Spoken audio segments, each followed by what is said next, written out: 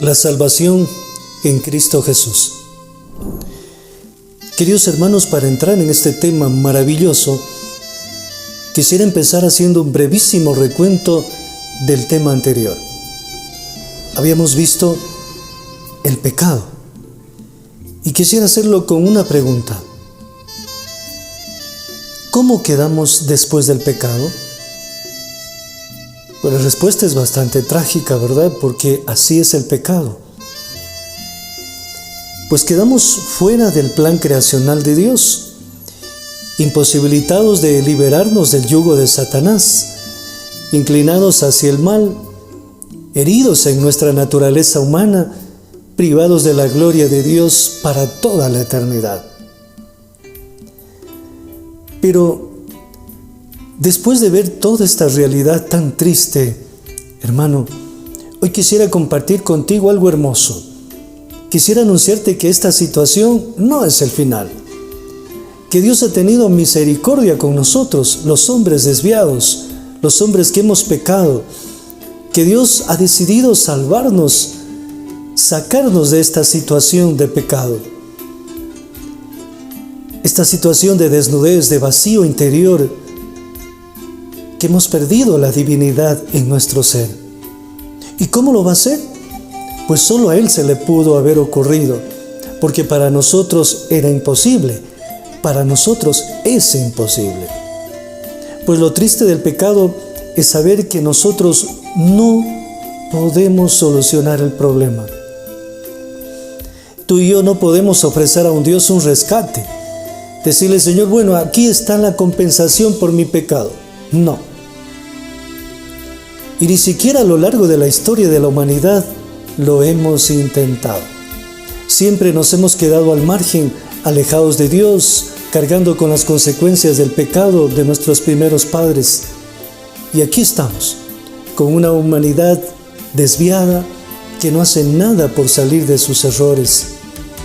Pero la gran noticia que yo quiero compartir contigo, hermano, es que Dios, a pesar de esta inconsciencia del ser humano para con su amor maravilloso, para con su presencia en nosotros, decidió restaurar nuestra situación de desvío. Dios tuvo entrañas de misericordia con cada uno de nosotros y se decidió resolver el problema del pecado. Por eso en Génesis, en el capítulo 3, versículo 15, ya la Biblia nos habla de un plan de salvación. Nosotros lo conocemos como el protoevangelio.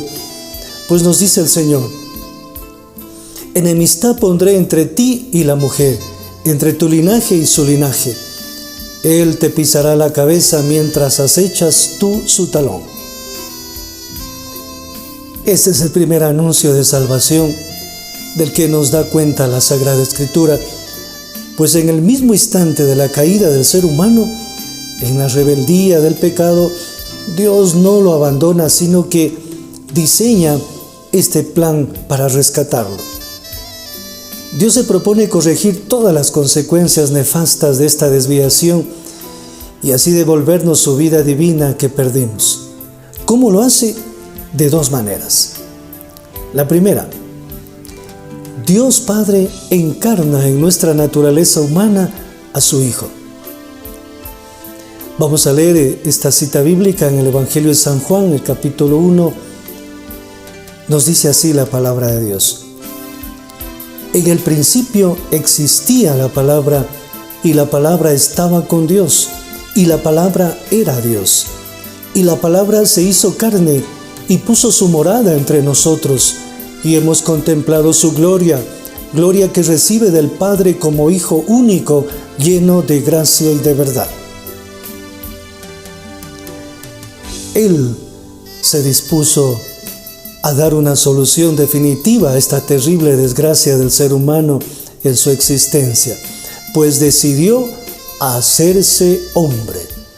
Decidió tomar una naturaleza humana.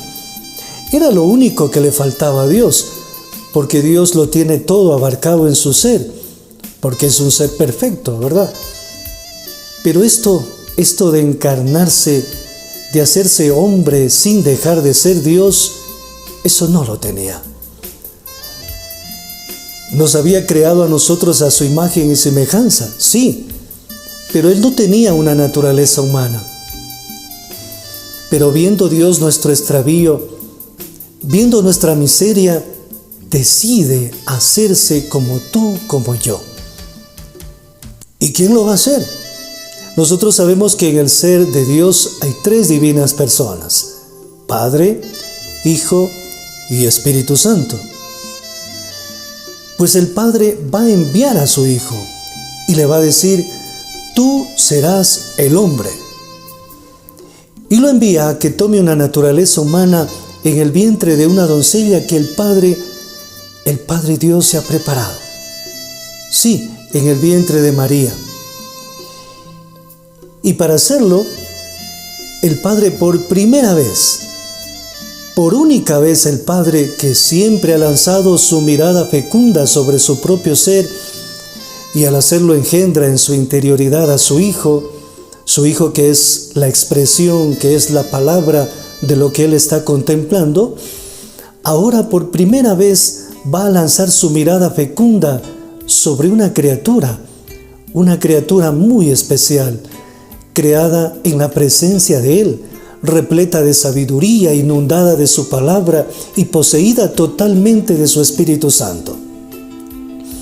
Esta doncella que se ha preparado, que se llama María, Santísima María de Nazaret, en ella es donde el Padre lanza su mirada engendradora, y al hacerlo, ¿qué es lo que sucede? Pues lo mismo que acontece cuando mira su ser infinito. Hace brotar una explicación de lo que Él está contemplando. Esta explicación es su Hijo, solo que en este único caso, como su mirada fecunda ha sido lanzada sobre una criatura humana, la explicación que brota en el seno de esta criatura es su Hijo. Es su Hijo que ahora va a tomar una naturaleza, la misma naturaleza de esta doncella que lo recibe en su vientre. Esa naturaleza humana que María Santísima le brinda. Y así entonces, la vida de Jesús, desde Belén hasta el Gólgota, es un bello cántico explicativo de la vida de las tres divinas personas y de su amor y relación con nosotros. En el Evangelio de Juan, en el capítulo 15, leemos lo siguiente: yo no os llamo ya siervos, porque el siervo no sabe lo que hace su amo. A vosotros os he llamado amigos, porque todo lo que he oído a mi Padre os lo he dado a conocer. Y todo esto, queridos hermanos, el Señor lo hizo por amor. Pues Dios no soporta estar lejos de las criaturas que ama.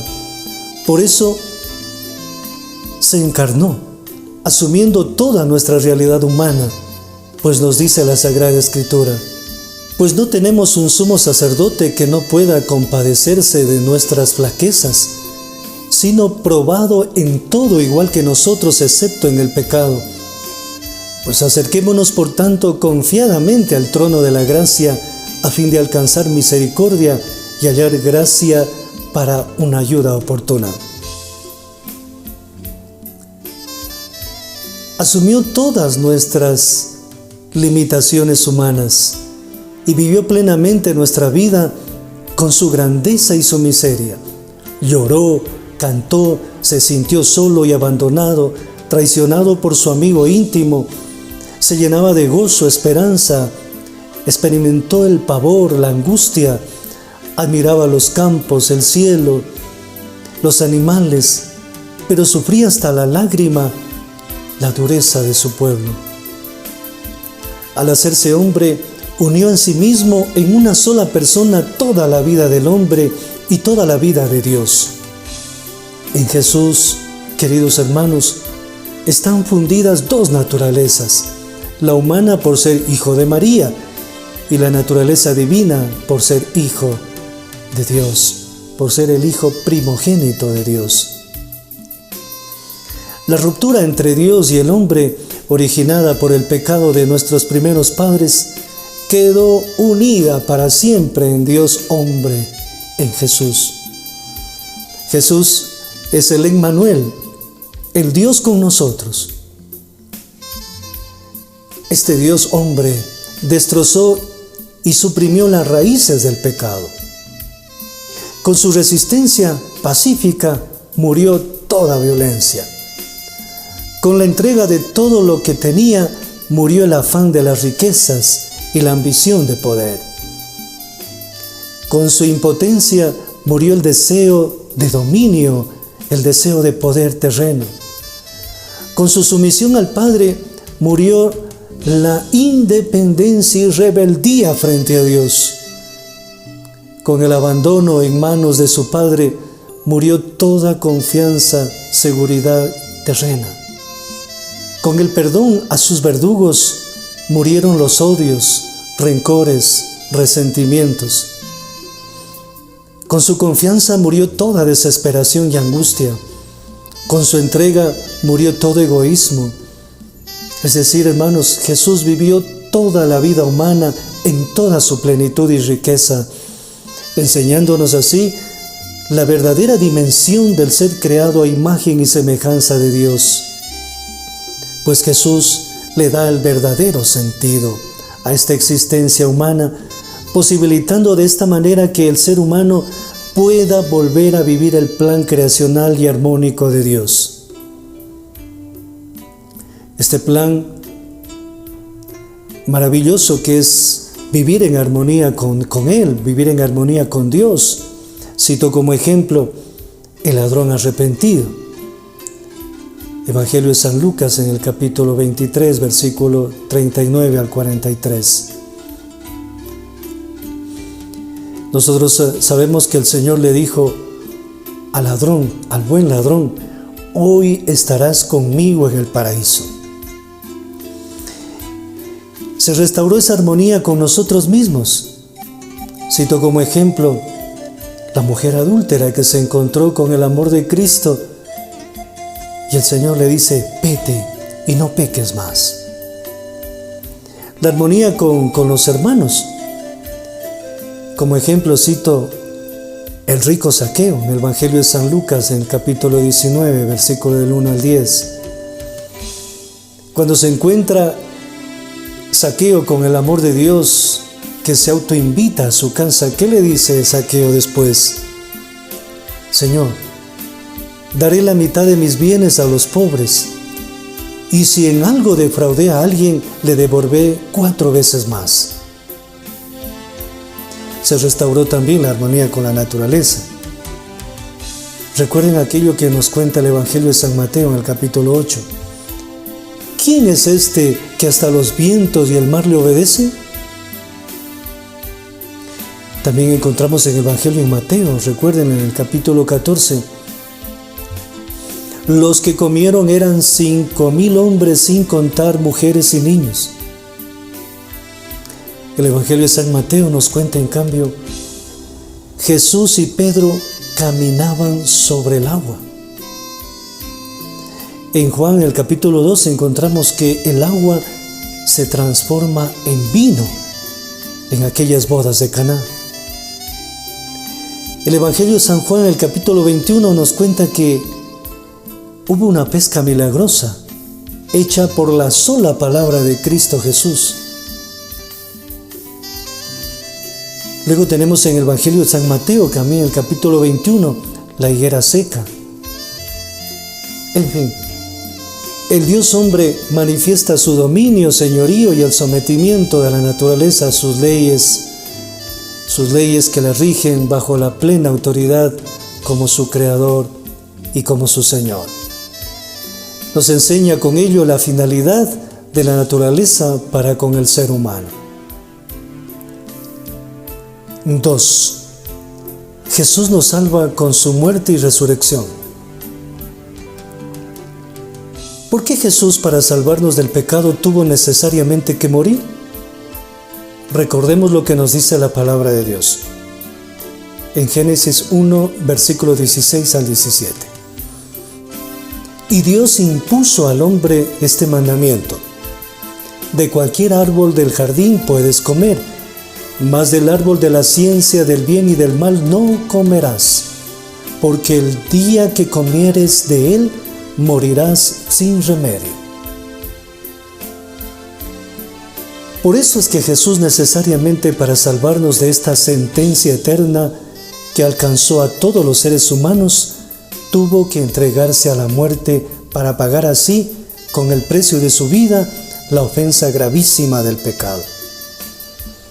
Jesús no fue asesinado. Él voluntariamente se entregó a la muerte por amor a nosotros, los pecadores. Pero entonces, ¿qué pasó con esta sentencia que recae sobre todos los seres humanos? Querido hermano, esta sentencia quedó transformada en su alcance.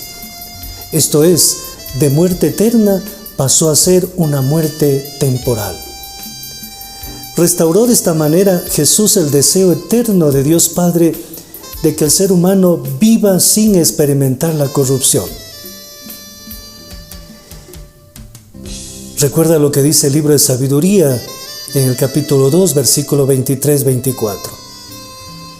Porque Dios creó al hombre para la incorruptibilidad, le hizo imagen de su misma naturaleza, mas por envidia del diablo entró la muerte en el mundo y la experimentan los que le pertenecen. Cuando morimos todos los seres humanos, por ser hijos de Adán, de este linaje pecador, la muerte produce en nosotros la ruptura de la unidad de nuestro ser, cuerpo, alma y espíritu. Estas tres dimensiones del ser humano se separan. Nuestro cuerpo es enterrado y ahí se desintegra y vuelve a ser polvo. Nuestra alma se dirige a Dios o se dirige al infierno y el Espíritu de Dios regresa a Dios. Esta unidad personal será restablecida y llevada a la plenitud en la segunda venida de Cristo Jesús al final de los tiempos. Porque nuestro cuerpo nuevamente se incorporará, saldrá del sepulcro, pero con una nueva forma de ser. Por eso escuchamos lo que nos dice la palabra de Dios en la primera de Corintios, en el capítulo 15. Pero dirá alguno: ¿cómo resucitan los muertos? ¿Con qué cuerpo vuelven a la vida? Necio, lo que tú siembras no revive, sino muere. Y lo que tú siembras no es el cuerpo que va a brotar, sino un simple grano. Si siembras corrupción, resucita incorrupción. Se siembra vileza, resucita gloria. Se siembra debilidad, resucita fortaleza. Se siembra un cuerpo mortal, resucita un cuerpo espiritual. Los muertos resucitarán incorruptibles y nosotros seremos transformados. En efecto, es necesario que este ser corruptible se revista de incorruptibilidad y que este ser mortal se revista de inmortalidad. De esta manera, queda vencido el pecado, la muerte y todas sus consecuencias. Los que creen en Cristo Jesús tienen la certeza de que participarán de esta victoria de resurrección. Dios para siempre ha perdonado su pecado y lo ha olvidado. Esta victoria aquí comienza, hermanos, aquí en la tierra, pues el Señor lo ha dicho: el que come mi carne y bebe mi sangre tiene vida eterna, y yo lo resucitaré el último día. Yo soy la resurrección. El que cree en mí, aunque muera, vivirá. Y todo el que vive y cree en mí, no morirá jamás. Así nos dice el Evangelio de San Juan, el capítulo 11, versículos 25 y 26. Ahora entonces, hermanos, podemos por Cristo Jesús proclamar con júbilo eterno: ¿Dónde está, oh muerte, tu victoria? ¿Dónde está tu aguijón? Se ha restablecido ya totalmente el puente de comunicación entre Dios y los hombres con Dios. Por eso, queridos hermanos, pensemos. La desviación satánica en la que cayó el ser humano ha sido destruida y corregida. Ya el ser humano puede, si es que lo quiere, volver a los caminos de Dios. Ya no es esclavo de Satanás. La fuerza satánica que este ser perverso utilizaba para hacernos caer en pecado, ha sido ya vencida por una fuerza mayor, la fuerza del amor, la fuerza del perdón de Dios. El ser humano, con la ayuda de Jesús, puede vencer a un arcángel de tinieblas, haciéndose realidad el anuncio profético de Dios en el Antiguo Testamento. Recuerden lo que decía Génesis 3:15. Enemistad pondré entre ti y la mujer, entre tu linaje y su linaje. Él te pisará la cabeza mientras acechas tú su talón. Jesús, queridos hermanos, es la única posibilidad de salvación para el ser humano. El libro de los Hechos de los Apóstoles, en el capítulo 4, versículo 12, nos dice: porque no hay bajo el cielo otro nombre dado a los hombres por el que nosotros debamos salvarnos.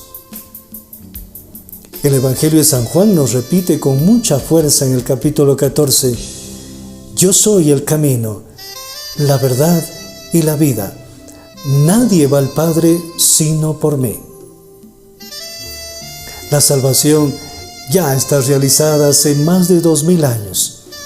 Es hora de hacerla nuestra, aquí y ahora. Dios nos está ofreciendo un nuevo árbol de vida, la cruz. Sus frutos servirán de alimento y sus hojas de medicina.